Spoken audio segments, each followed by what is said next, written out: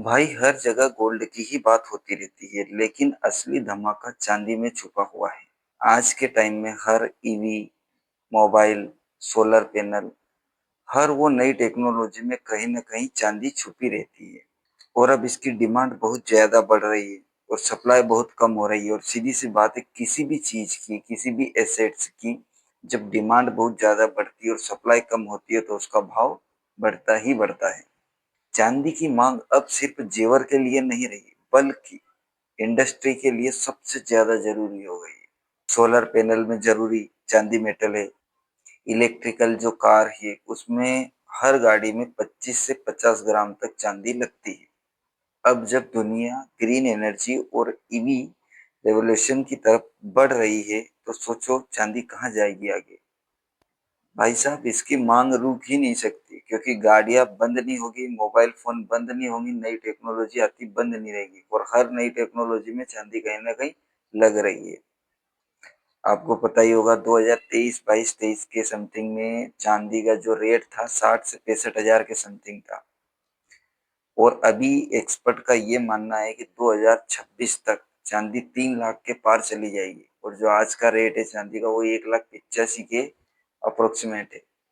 लेकिन भाई सप्लाई उतनी तेजी से नहीं बढ़ रही। अगर आप फिजिकली भी देखोगे तो लोग रकम लेने पे ज्यादा ध्यान दे रहे हैं, कोई बेच नहीं रहा है। और कहीं से चांदी आ नहीं रही है, कहीं से सिल्वर आ नहीं रहा, मतलब सप्लाई कम है और डिमांड बहुत ज्यादा है। और डिमांड कम है, सप्लाई ज्यादा है, मतलब प्राइस ऊपर जाएगा ही सही। और यही फार्मूला हमेशा गोल्ड में चलता आता है। उसकी भी सप्लाई कम हो जाती है गोल्ड की, और डिमांड बहुत ज्यादा रहती है। और यही अब सिल्वर में भी हो गया है।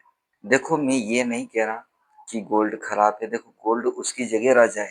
लेकिन मेरा कहने का मतलब ये है कि आपके पोर्टफोलियो में अगर आप थोड़ा सा सिल्वर भी ऐड कर लोगे तो रिस्क कम है, लेकिन रिटर्न ज्यादा मिलेगा आपको। सिल्वर थोड़ा वोलेटाइल है, लेकिन अगर आप 2 से 3 साल के लिए निवेश करके छोड़ देते हो तो आपको दमदार रिटर्न मिल सकता है। मैं खुद इस फेस्टिवल सीजन में थोड़ी चांदी खरीदूंगा। इससे क्या है कि भाई शगुन भी है और समझदारी भी है, और कहीं ना कहीं मैं थोड़ा सा लॉन्ग टाइम के लिए इन्वेस्टमेंट कर लूंगा। चाहे 1000, 10,000, 20,000 की, लेकिन खरीदो। तो भाई साहब, अब आप खुद ही बताइए कि अभी किंग कौन है, गोल्ड है या चांदी है। कमेंट में करके जरूर बताना, लिखना कि चांदी या सोना क्या चल रहा है। और अगर वीडियो आपको पसंद आई हो तो लाइक करना, कमेंट करना, चैनल पे नए हो तो सब्सक्राइब करना। और आपके छोटे भाई के कमबैक का सपोर्ट जरूर करना।